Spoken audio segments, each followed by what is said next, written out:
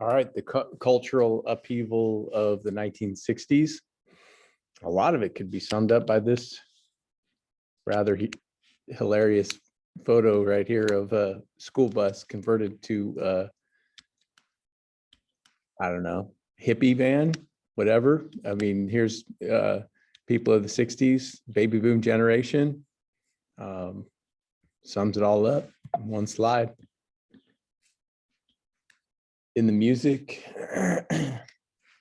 you saw, the Doors, Jimi Hendrix, Woodstock, a huge concert that broke out in New York with numerous well-known rock and roll bands.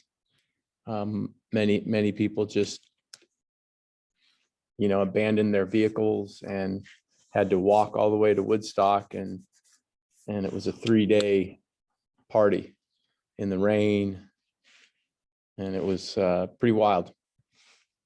There's some pictures from Woodstock.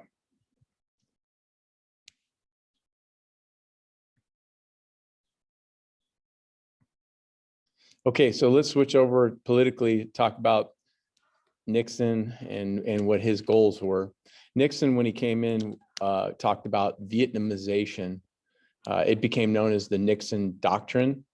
Vietnamization meant that there was going to be, that Nixon wanted there to be a gradual pull out of troops from Vietnam, and over time handover operation of the war to the South Vietnamese and put it on them. The call was for 540,000 troops to be pulled out of there, much like what's going on currently in Afghanistan, trying to get troops out of there, handing over the operations to them to try to keep Al-Qaeda, keep a hold on Al-Qaeda. On November 3rd, 1969, Nixon delivered a dramatic televised appeal to the great, what he called silent majority, who supported the war, but they were not, these conservatives were not the ones who were going to come out and be active and promoting the war. It was more the opposite. What it seemed to be the majority was the hippies and, the anti-war protesters. So Nixon is saying, hey, where are those people who support the war? The majority of people in the United States support the war, but you're silent. Come out and support it publicly. He criticized what he called the effete core of impudent snobs and the nattering nabobs of negativism. So he's taking shots at the hippies and the anti-war protesters. The war was fought generally by the least privileged Americans. College students and critically skilled civilians were exempt from the draft, at least temporarily for the college students. Another horrific event that occurred in 1968. I talked numerous times about how violent 1968 was, with the death of Martin Luther King, the death of JFK, the 1968 Democrat convention in Chicago, the chaos there, and then the My Lai massacre, horrible event in the history of the Vietnam War. It was March of 1968, a unit of Charlie Company, 1st Battalion, 20th Infantry, slaughtered between 200 and 500 unarmed villagers in the hamlet of My Lai. Led by Lieutenant William Calley, the platoon is ordered to enter the village firing. The soldiers had been advised before the attack by Army Command that all who were found in My Lai could be considered VC or active VC sympathizers, VC being Viet Cong. They were told to destroy the village. They acted with extraordinary brutality, raping and torturing villagers before killing them and dragging dozens of people, including young children and babies, into a ditch and executing them with automatic weapons. The massacre reportedly ended when an Army helicopter pilot, Warrant Officer Hugh Thompson, landed his aircraft between the soldiers and the retreating villagers and threatened to open fire if they continued their attacks. Calley was found guilty of killing 22 villagers. He was originally given a life sentence, but served only 3.5 years under house arrest. And there's some of the horrible, a horrible picture of the My Lai massacre. So they called the expansion of the war into a neighboring country Cambodianizing the war. This is again taking a shot at Nixon's Vietnamization. Nixon coming out and saying that he was going to gradually pull troops out. And then he turned around and expanded the scope of the war by bombing a neighboring country who wasn't even involved in the war. Cambodia was not involved, but a lot of the VC and North Vietnamese would attack and then run for cover in Cambodia because they knew that the United States would probably not bomb a country that they're not fighting against, but the Americans did it anyway. It says here the North Vietnamese have been using Cambodia as a springboard for funneling troops and arms. And on April 29th, 1970, Nixon ordered the US troops to invade Cambodia to stop this. And he never consulted Congress. The public was just furious over this. It appeared again that the credibility gap was getting wider and wider as time went on. And it appeared that they were overstepping their bounds. Government was. The most well-known response to the Cambodia invasion was Kent State riots and the Jackson State riots in Mississippi. And it split the Hawks and the Doves even further. After this, the Senate repealed the Gulf of Tonkin Resolution in 1971. In 1971, the 26th Amendment lowering the voting age to 18 was also passed. Men were frustrated that they could be drafted at age 18, but they could not vote at age 18. So Congress changed that with the 26th Amendment. And in June of 1971, the New York Times published a top secret Pentagon study of American involvement in the Vietnam War. These papers were leaked by Daniel Ellsberg, who was a former Pentagon official. And it actually did expose the deceit used by Kennedy and Johnson. And it proved 100% that the credibility gap that the public was talking about was real. They were saying that there were X amount of troops being sent over there, but in reality, there was a lot more than X amount of troops being sent over there. So it really proved that the public was right. The Kent State riot, 1970, well-known photo here of Marianne Vecchio gesturing and screams as she kneels by the body of a student lying face down on the campus of Kent State. 4 students died and 9 others were wounded during the student protest. It's the actually 51st anniversary of that tomorrow on the 4th of this month. Pictures from the Kent State riot. Jackson State riots right there. The Pentagon Papers, there's the cover of Time magazine. They found that the US government had continually resisted full disclosure of increasing military involvement in Southeast Asia, strikes over Laos, raids along the coast of North Vietnam, and offensive actions by US Marines had taken place long before the public knew about it or was informed about it. In 1971, Ellsberg, here he is here, precipitated a national uproar when he released the Pentagon Papers, the US military's account of the activities in Vietnam, to the New York Times. A Vietnam veteran and a senior research associate at MIT, Ellsberg helped to compile the Pentagon Papers while working in the Defense Department. Initially, he supported the war effort, but later turned against it. His release of the Pentagon Papers succeeded in eroding public support of the war. All right, so Nixon is going to try to, what he called détente, he's going to try to foster a relationship with communist China to drive a wedge between the Chinese and the Soviet Union, because China and the Soviet Union were clashing over their interpretations of communism and Marxism.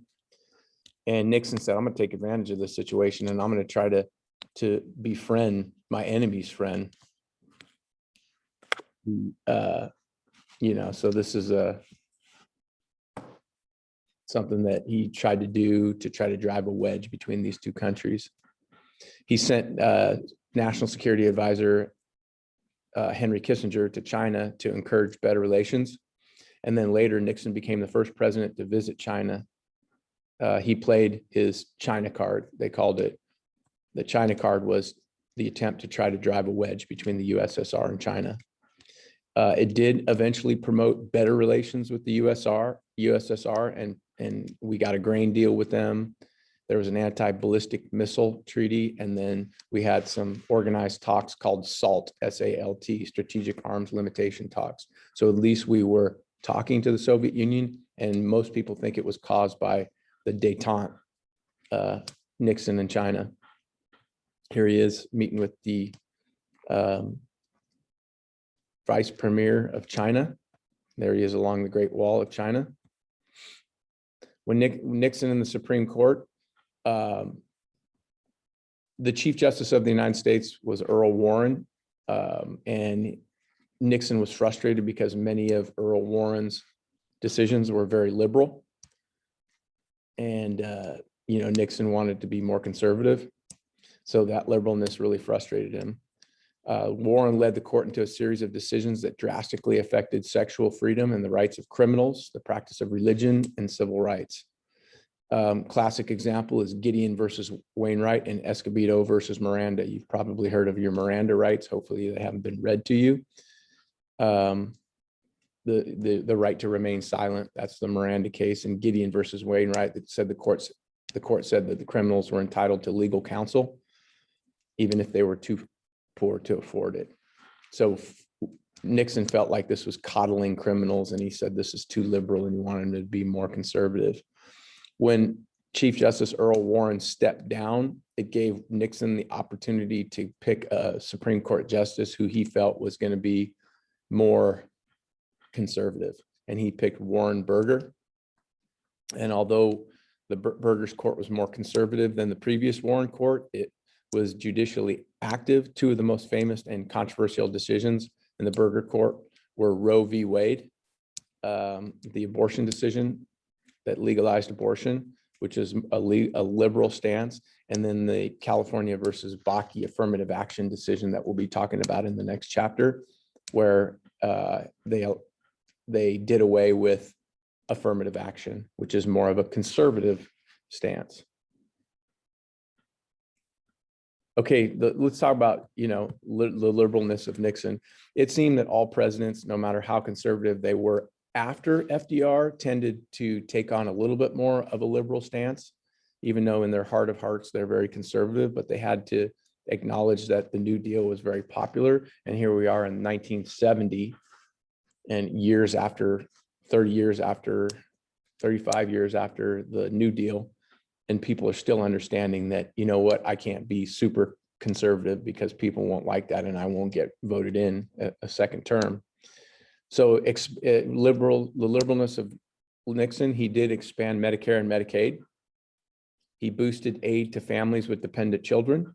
He implemented a supplemental SSI, Social Security, that helped out people who were older, blind, disabled, and out of work, unemployed. He improved Social Security. He came up with the Philadelphia Plan, which was the start of affirmative action. That's what's pretty ironic about it, is that Nixon really was the one who started affirmative action with this Philadelphia Plan that gave minorities more opportunity in jobs and in entrance into colleges. And it was the Warren Court that did away with affirmative action, which was a conservative ruling in the Bakke case. They created, during Nixon's time, the Environmental Protection Agency to protect our environment. Pollution was a big problem, and they wanted to create laws against pollution. Rachel Carson wrote what's called Silent Spring, she exposed poisonous pesticides and said, this is going on and it's seeping into our groundwater, and people were shocked by that. So she was a bit of a muckraker during a time when muckrakers weren't a thing. So Rachel Carson's Silent Spring led to the creation of the Environmental Protection Agency, which is still very strong today. Also very strong today is OSHA, Occupational Health and Safety Administration, to make sure that the workplace is safe. And then the Clean Air Act of 1970 and the Endangered Species Act of 1973 were both signed by Nixon. Every one of the things that I just mentioned on this slide are very liberal. And Nixon, being a conservative, had to understand that at times you can't always be conservative. In the election of 1972, Nixon is going to runs for a second term, and he's going to blow away George McGovern. George McGovern promised to end the war within 90 days after his election. And he also tried to appeal to teens who had just got the right to vote at 18 years old, 18, 19-year-old. He tried to target them. But what we know is that 18, 19-year-olds tend not to vote.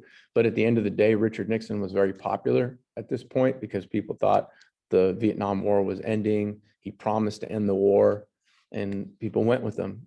Big landslide victory, 540 to 17. Big difference between this victory and the victory 4 years ago that was a squeaker. He barely won. Just looking at some landslide victories. 1920, the greatest percentage point margin in the popular vote. Harding won 60%, Cox 34%. The greatest electoral vote difference between winner and loser was Roosevelt's 523 to Landon's 8. In 1964, the highest percentage for a winner was Lyndon Johnson at 61%. And in 1984, the highest number of electoral votes went to Ronald Reagan with 529 electoral votes. So there are bigger landslide victories than Nixon's 1972 election. Nixon ordered a bombing rampage, a bombing of North Vietnam that brought him to the bargaining table, a carpet bombing of North Vietnam to say, hey, they just threw everything at him to try to get them to come to the bargaining table. And they did, it worked.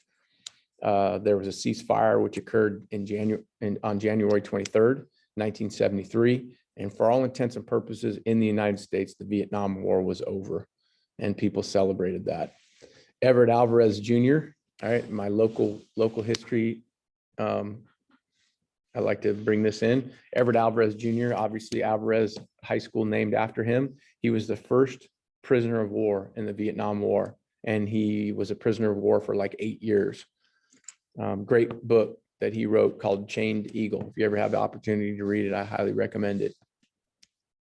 It says here, on a scorching hot day in 1964, Lieutenant Everett Alvarez was shot down over Vietnam.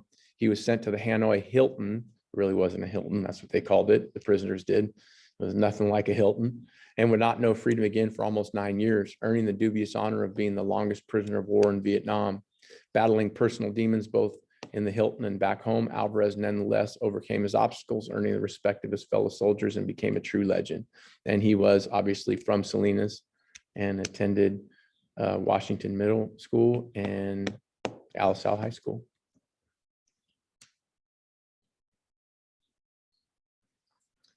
Okay, let's talk about the oil embargo, Arab oil embargo, which led to the energy crisis. An oil embargo, which strictly limited oil in the US, was enforced by OPEC after the US backed Israel in its war against Syria and Egypt. Here's the US backing Israel, allied with Israel. There's still a lot of anger directed at the United States for what happened with the United Nations and allowing the Jews, displaced Jews from World War II, to have part of Jerusalem in Israel. So there's a lot of anger still directed at them. And when the Americans gave the Israelis weapons that they used against the Syrians and Egyptians, the OPEC decided that they're going to strictly limit the amount of oil that the United States was getting as punishment for that. Then OPEC said, all right, we'll lift the embargo. And then they quadrupled their price of oil. So the amount of oil at first during the embargo, we in this country had very little gasoline. It was, you were limited to $3. That's it. There were long lines at the pump. People were waiting to see if they can get gasoline. And then the price for gasoline went way up after they quadrupled the price.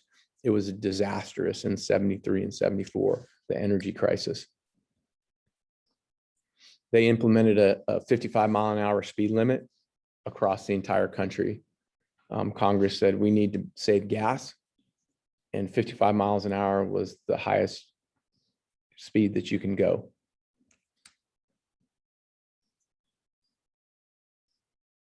It says here, the energy crisis of 73 and 74 began when OPEC instituted an oil embargo that reduced the amount of oil provided to the United States. This embargo resulted in long lines at the gas station and higher prices for gasoline.